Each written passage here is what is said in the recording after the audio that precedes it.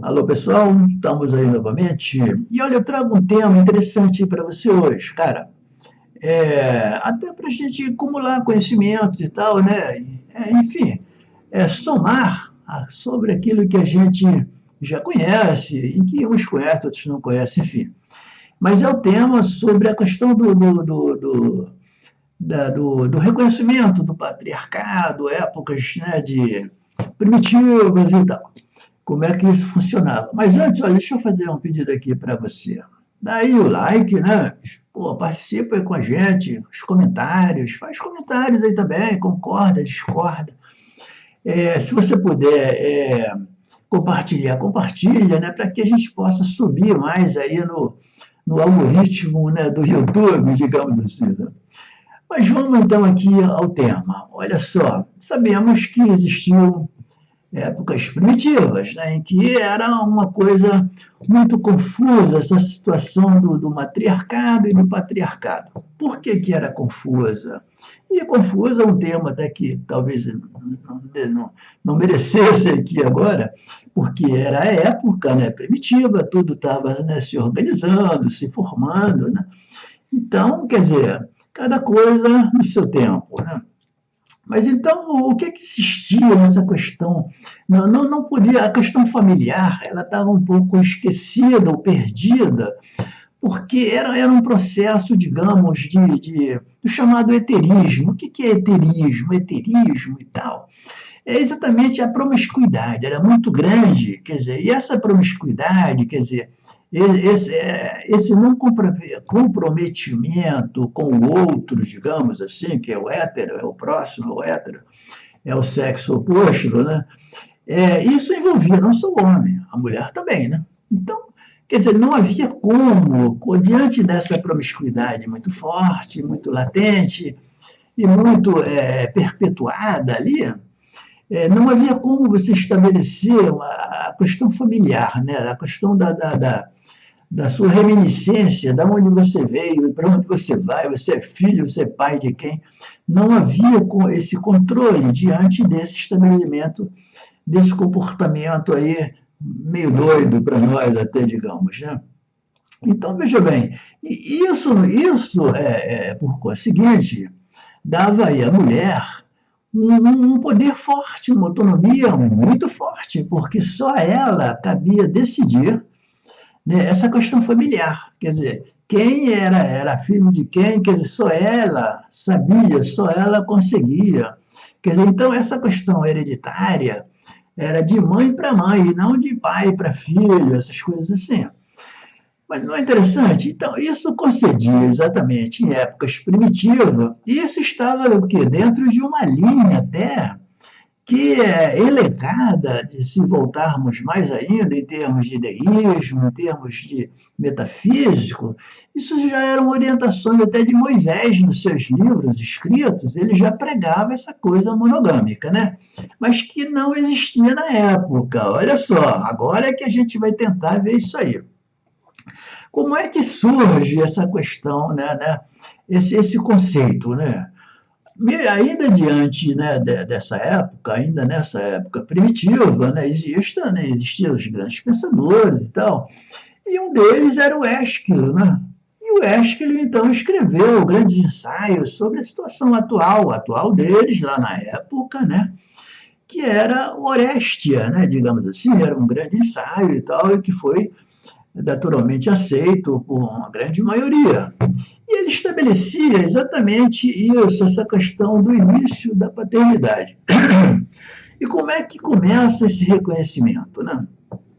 Existia, por exemplo, um rei, né, um guerreiro, né, que foi para Troia, né, lutar na guerra de Troia e tal, que era o Agamenon, né? Agamenon. E sua esposa, que ela, olha o nome, Clitemnestra, né? Clitemnestra, né? O nome da esposa do Agamenon, evidentemente, que dentro desse conceito todo, né, dessa promiscuidade, dentro dessas diferenças todas, ela se apaixonou loucamente, né, por um outro cidadão que era Egisto, né, digamos assim. Olha o nome de cada nome, né? Egisto, Clitemnestra. ela se apaixonou por esse cara. Então, logo, a Agamenon termina lá a guerra de Troia e retorna à sua casa, o que acontece? Ele é assassinado pela mulher Clitemnestra. Né? Olha só que coisa interessante, já na época, né?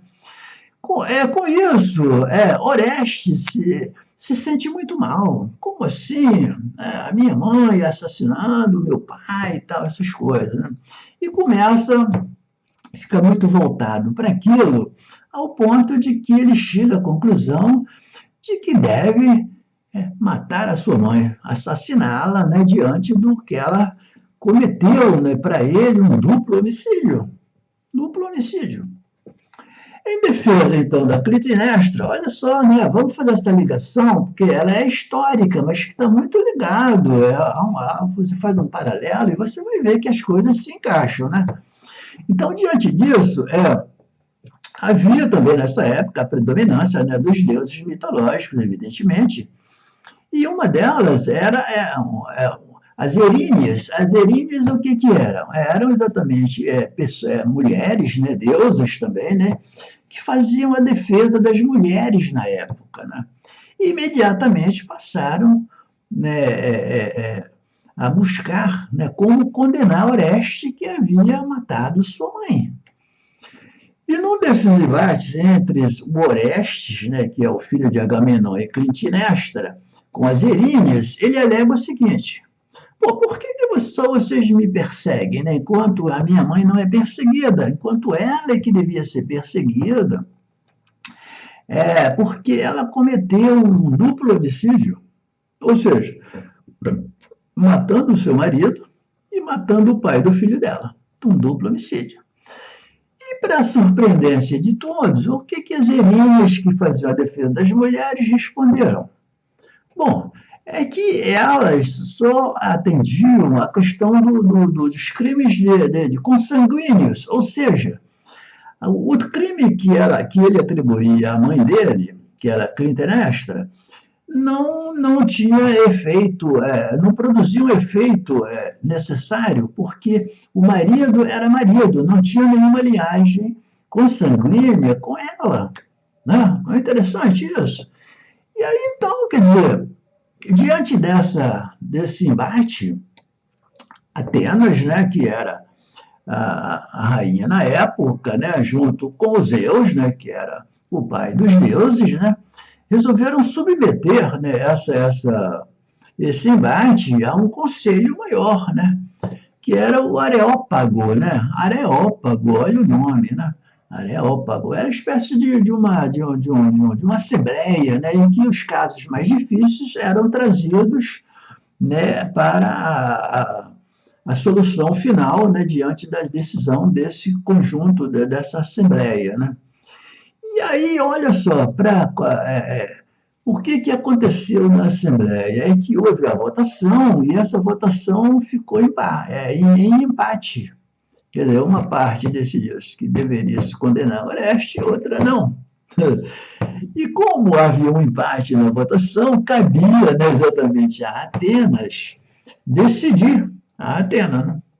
E ela, evidentemente, ou não sei porquê, por mudanças de novos deuses, né, dos deuses mais novos, como estabeleciam eles, foi favorável a Orestes. Né? Interessante. Foi favorável a Orestes. E aí, imediatamente, as Eríneas, né, que eram as deusas que defendiam as mulheres, se colocaram de uma forma tranquila, dizendo, olha, realmente, houve aí, nessa parte, os deuses concederam, né, e o patriarcado será reconhecido a partir de agora. Quer dizer, o predomínio, né, da autonomia do homem passou a ser admitida a partir daí. Não é interessante?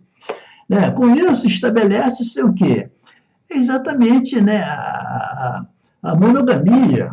A monogamia. A partir daí, o homem tem sua função, né, que é a função de reproduzir, evidentemente, mas que há uma mulher, né, há uma pessoa do sexo feminino e que é denominada, né, sua esposa.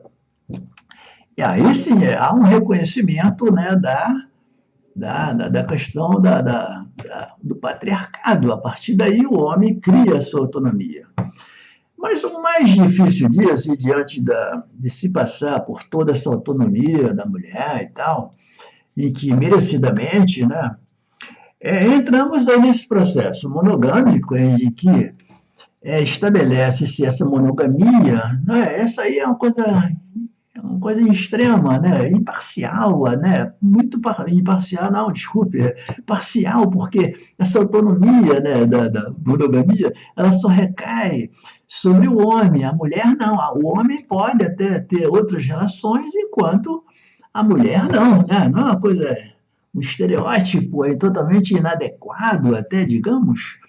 Com isso, né, e com a entrada nessa época, né, havia o processo de escravidão, né, que já vinha sendo estabelecido, né, e eram as mais belas mulheres que eram compradas, que eram vendidas e que ficavam muito à mercê no palácio, né, diante, né, da esposa, né, do rei, que só se prestava, digo, né, aos serviços da casa, a cuidar dos filhos, enfim, de organizar a questão da família, né, com o seu, né, maior, que era o marido, que era o rei, e que se dava o direito, né, de ter suas relações, né, de concubinatos, digamos, dentro do palácio. Não é interessante isso? É, então, olha só, isso, infelizmente, essa relação monogâmica, né, que estabeleceu-se, como dissemos no início, ela vem de épocas primitivas, até por preceitos, né, de Moisés, nos seus livros que ele escreveu na época. Mas olha só que interessante, se você analisar hoje a sociedade feudal, ou digamos, feudal, eu estou realmente meio perdido. É a sociedade burguesa em que estabelece essa monogamia, né, até hoje, e você vê isso amplamente estabelecido. Só que hoje, né, com outros modelos, né, as mulheres adquiriram, né, os seus direitos, né, que são devidamente reconhecidos, né, pela sociedade, mas que existe essa monogamia e que, no fundo, acontece isso mesmo em épocas atuais. Não é interessante? Quer dizer, deu para você perceber que, por mais que a gente se afaste, né, desses entraves culturais primitivos, digamos aí, a gente acaba caindo, né? Isso via essa questão, né, sem querer, tá, a todo momento falando sobre isso, mas eu estabeleço isso como fundamental. Precisamos estar atentos de que todo esse nosso comportamento ele está muito ligado à questão né, de patrocínios religiosos, queira sejam de um lado, de outro, mas estamos envolvidos de tal forma metafisicamente que, quer dizer, você, por mais que você tente se afastar desse amplo debate, né, de conceitos religiosos, você acaba caindo aonde? Nos conceitos estabelecidos por Moisés, já nos seus 5 livros, né, que escreveu sobre a questão da família, né? Não é interessante? Deu para você acompanhar mais ou menos, você vê nos tempos primitivos, a gente cai no século XXI, mas com amplos resquícios, né, de domínios, né, e de modos, né, de comportamento até perniciosos, né, de ambos os lados, não só para o homem, como para a mulher também, porque eu acho que isso desenfreia aí uma série de confusões, né, que deixam as pessoas meio que aturdidas, atordoadas, enfim. Então é isso, meu amigo. Eu espero que a gente possa discutir alguma coisa sobre isso, né? Daí o seu like, né? Daí a sua posição, discuta sobre isso, enfim. Até logo mais, até